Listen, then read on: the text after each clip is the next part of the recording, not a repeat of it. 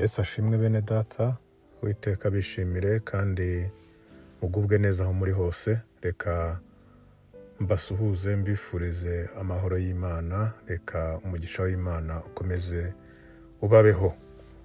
Reka rero tusangire ijambo ry'Imana, reka ariko tubanze twibukiranye ku nsanganyamatsiko ivuga ngo umunsi w'Uwiteka uzatungurana. Umunsi w'Umwami Imana uzatungurana, kandi butazatungura ni abizeye Yesu, abutazatungura ni abari mu mucyo. Yesu nashimwe. Buriya mu buzima bw'agakiza, guhera ukijijwe uhindukiye kugeza umunsi w'Uwiteka azazira, umunsi Yesu azagarukira aje gutwara abe, harimo byinshi kandi hari na benshi baba bizeye yuko bakiri mu nzira kandi wenda barasenzegereyemo. Reka tuvuge wenda hari abafite ibitotsi basinziriye, hari n'abasinze, kubera ko ijambo ritubwira yuko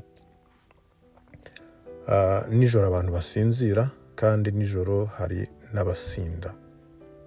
Gusinda ndi kuvuga ntimuze kukugereranya no gusinda inzoga cyangwa se gusinda ibindi, uretse yuko n'abasinda inzoga basinda nijoro cyane. Akenshi nijoro barasinda kurusha ku manywa, kuko iyo umuntu yasinze ku manywa akenshi umuntu bamubona nk'aho ari imburamukoro, ariko hari n'abafite icyo bakora, bafite ubwenge, bafite ibyubahiro, nijoro bagaragara basinze. Ibi byose rero ntabwo bikwiye abana b'Imana, ahubwo ni ibyabo nyine bibereye mu mwijima. Reka rero tuganire kuri uku gutungurwa, kuko iyo tuvuze gusinda tukavuga gusinzira, mu mwuka hari icyo bivuze. Mu mwuka hari icyo bivuze, kuko usinzira akenshi niwe utungurwa, kandi uwasinze nawe aratungurwa. Muri make, gusinzira, hari igihe wari uri mu rugendo ukibagirwa ibyo wari urimo, ugahugira mu bindi. Twabigereranya no gusinzira. Umukristo muri iki gihe ari kwirukanka mu birebana n'ubuzima bwa buri munsi. Urakora akazi, uriruka ku mafaranga, uriruka ku biki n'ibiki, abana babuze minerivare, urashaka kubaka inzu, urashaka kugura imodoka, urashaka gutera imbere. Iterambere rihangayikishije benshi, ibyo bikakuzanira ibitotsi. Ibyo rero nabyo bishobora gutuma uzatungurwa ku munsi w'Uwiteka, kuri wa munsi Yesu azagaruka tugatangira kubazwa. Ibisindisha kandi nabyo bivugwa. Hari ibisindisha byinshi biriho muri iyi minsi. Hari inyigisho zitandukanye, aho wumva umuntu avuga ubutumwa runaka, ukavuga uti uyu niwe uvuga ukuri, ukamuyoboka. Ejo ukumva habaye ibintu uti nari narayobye, uyu muntu ashobora kuba yaravangiwe. Ejo ukumva undi ukamuyoboka, ukumva wagera imbere ukabona koko harimo ubuyobe, ukongera ugahindura. Ese koko ahangaha ntago haba harimo ibisindisha? Ibisindisha nabo bishobora kuba biri muri ubwo buryo.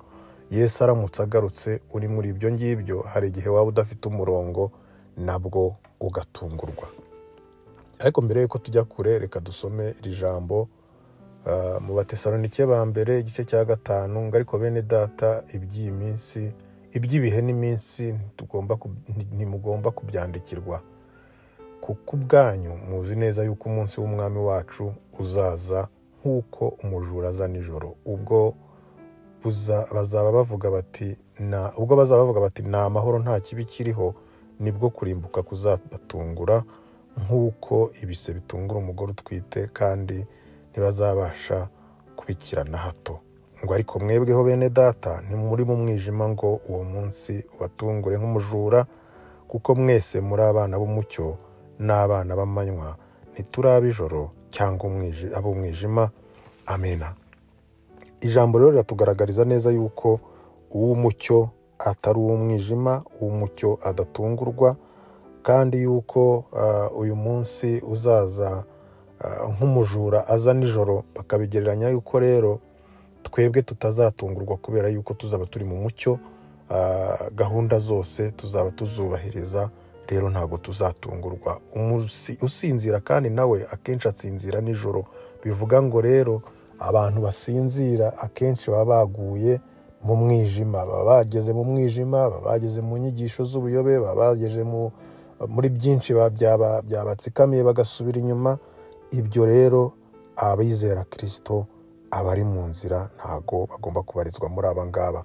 Niyo mpamvu rero mwene data nkubwira ngo komeza ube umwana w'umucyo, komeza ube umwana w'umucyo, komeza ube umwana w'amanywa, kugira ngo utazatungurwa nawe ukaba uri muri ba bandi basinziriye, cyangwa se ukaba uri muri ba bandi basindishijwe n'iby'isi. Gusinda kandi ntabwo dusindishwa n'inyigisho gusa, ahubwo ushobora no gusinda ibinezeza by'isi, ugasinda amafaranga menshi, ugasinda ibyubahiro byinshi, ushobora gusinda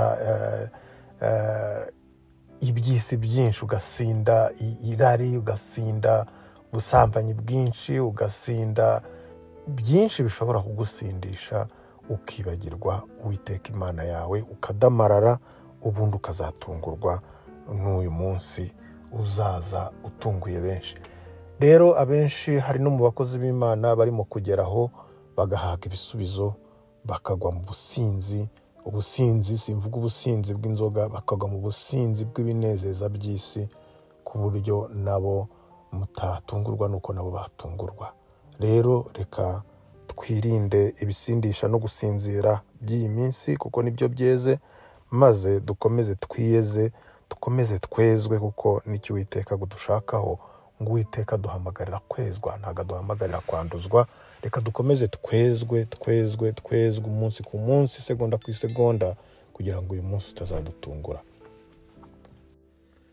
Turagushimye Mwami Imana kubwira ijambo tugejejeho. Ndakwinginze kugira ngo mwene data mushiki wanjye uryumvishe wese yumvaga hari agatotsi yaba arimo, ndakwinginze kugira ngo mukangure, yongere agaruke mu nzira, yongere agukorere, yongere akwishimire, kandi aryoherwe n'agakiza kawe. Kandi ndakwinginga kugira ngo umuntu wese wumvishe ko hari ibyari bimusindishije muri iyi minsi, nawe ndakwinginga kugira ngo asinduke, yongere agaruke mu nzira, hanyuma twese dukomezanye inzira y'agakiza, tugutegerezanye kwizera n'imbaraga, kugira ngo bose batazatungurwa. Ndakwinginga kandi Mwami kugira ngo utwambike imbaraga, kandi ukomeze kutwambika imbaraga zawe n'umwuka wawe, kugira ngo tugeze ijambo hirya abantu benshi batarakumenya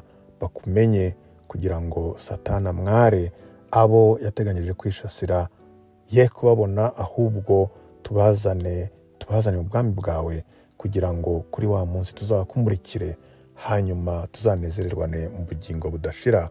Ni mu izina rya Yesu Kristo Umwami wacu mbigusabye, amina.